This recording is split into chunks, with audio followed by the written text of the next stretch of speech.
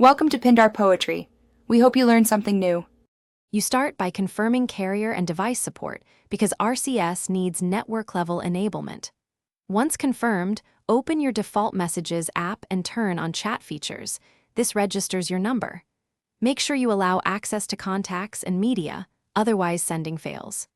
If activation stalls, toggle airplane mode briefly, then reconnect. You're now ready to compose your first RCS message with typing indicators and read receipts available.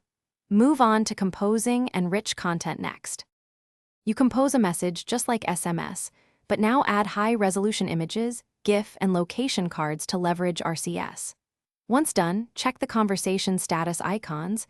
Typing indicators and read receipts tell you engagement in real time. For group chats, name the thread and manage participants. RCS supports larger groups and file sizes. Make sure the app shows chat, not SMS, so you know it's RCS. Otherwise, messages will quietly fall back to SMS. You finish by confirming delivery and using RCS features like suggested replies and high-quality file transfer. Once done, archive or pin important conversations to find them quickly later. If something breaks, first confirm the other party has chat enabled.